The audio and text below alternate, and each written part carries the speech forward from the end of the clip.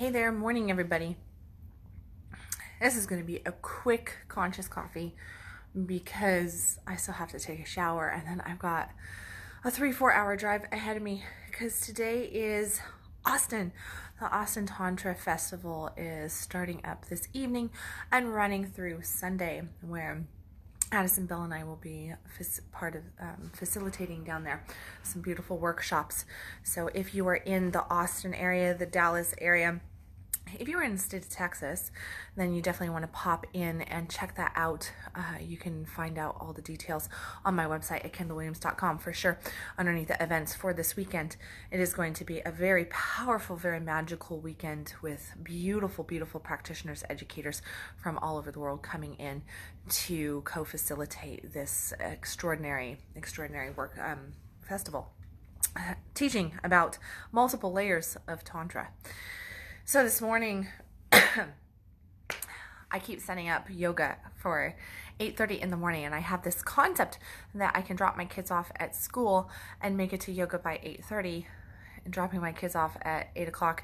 And somehow I keep thinking that this is going to happen, and it's just like the yoga and my schedule don't get along on certain mornings. They just don't. And I was thinking about, at first I just felt this tremendous amount of anxiety because I woke up and my kid was not feeling good. And so it was just this struggle of just dealing with him. And then I just finally went, that's it, I'm done.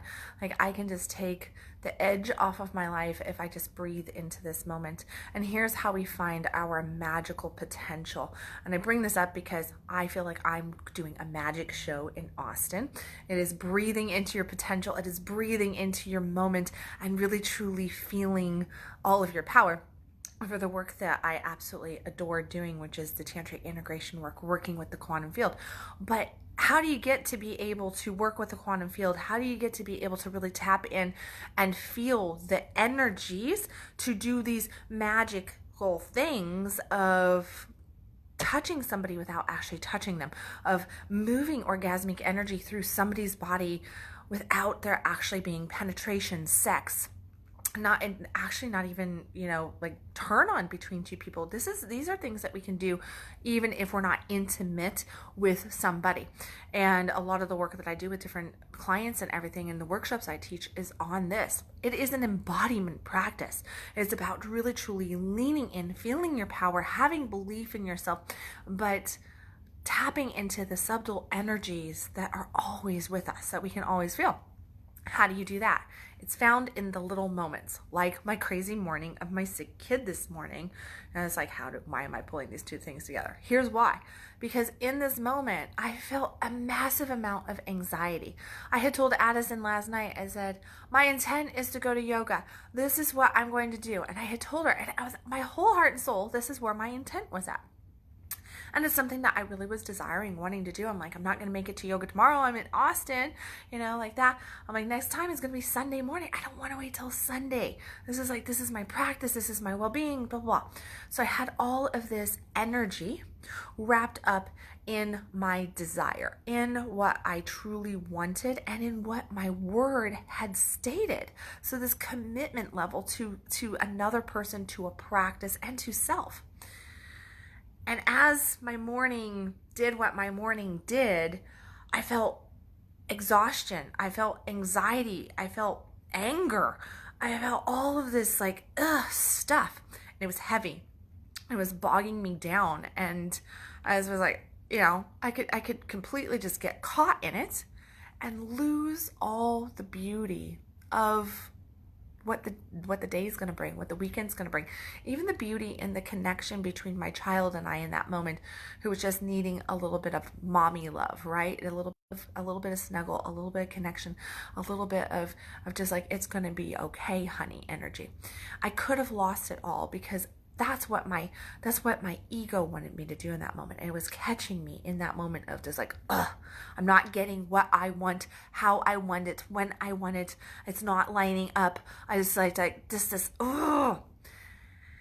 And we do this so much in life, right? We do this so much. My choice was to go, if I just take this off the table, if I just take it off the table and I go, okay, if I just get really, really right with, I'm not going to make it to yoga this morning. He's not going to go to school this morning. I just need to text my ex and say, hey, this is what's going on. I'm not going to push the kid right now. I'm not going to push myself right now.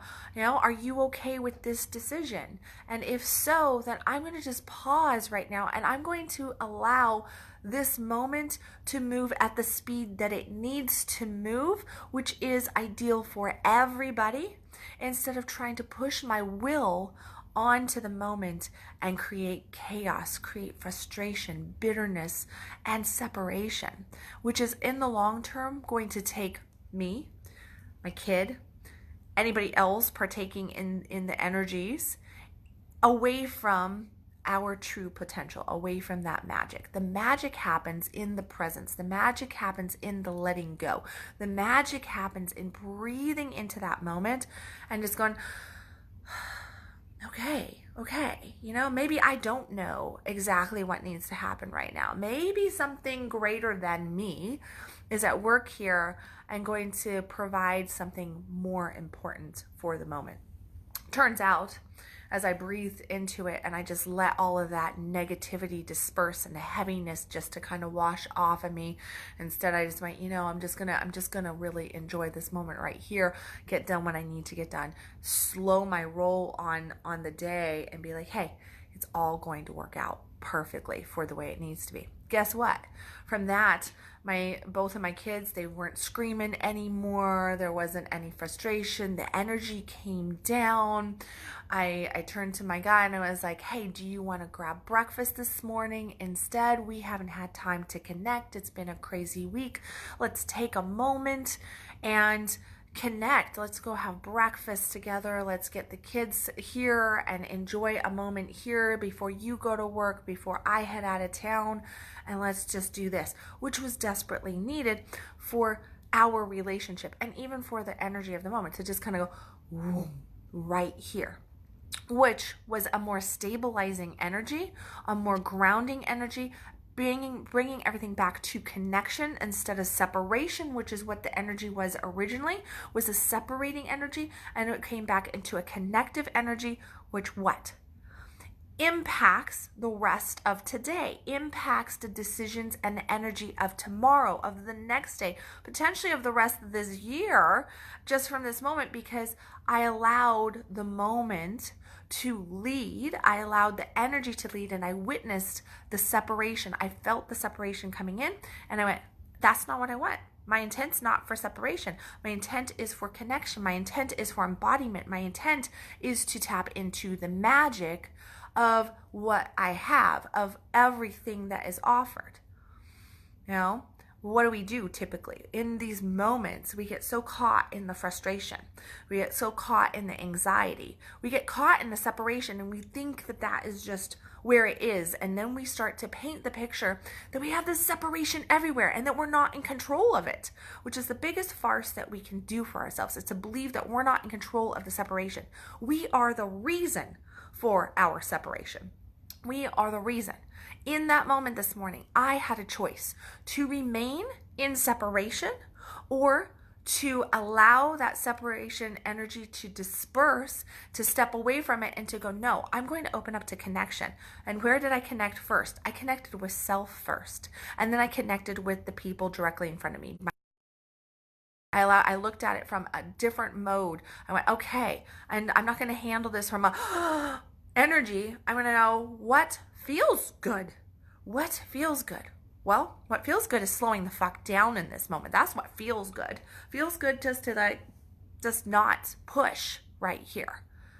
And that's what I did. I looked at the not push, which in turn sets a better tone, sets a tone of ease, sets a tone of connection, a tone of open communication, of respect for self, therefore respect for the energy of today and for the other people that I come in contact with today, which is a magic, magic moment. Fast forward to tomorrow at whatever time my workshop is, which I don't know. I haven't really memorized the calendar for tomorrow at all. Carrot juice this morning. But tomorrow during that workshop, workshops, this energy of teaching who knows however many people, there's a natural excitement level, anticipation, higher vibe that comes with the educational field and getting up on stage and being a presenter, a facilitator of different things, no matter if you're giving a talk or if you are teaching a class. In my case, I'm doing both. That there's definitely this higher energy. That higher energy can tilt either direction. It can go to anxiety, frustration, fear, and it can cause that separation energy. Or it can lean into embodiment, expansion, growth, and magnetism, where it's drawing in. I believe that if I had dealt with this morning in the reverse fashion that I did, that energy would carry throughout today. I would probably fall asleep in that anxiety energy. I would wake up in that anxiety energy, and then I would move into my workshop talk with an anxiety energy, which would be extremely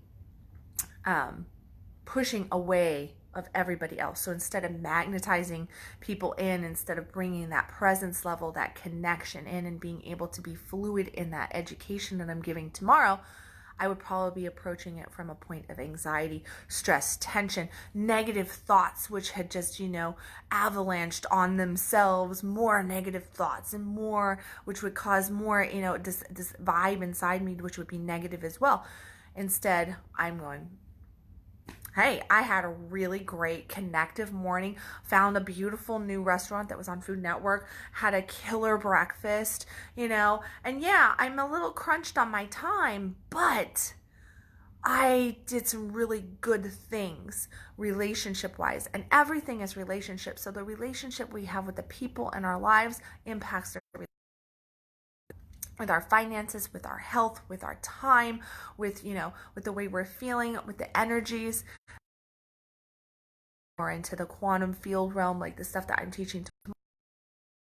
That. So if I want the best fluid movement for my workshop tomorrow, better get my shit in order today, because that fluid movement needs to be right now, so that I have of good energy instead of an avalanche of negative energy, not the separation, but instead the connection. I ask you today to take that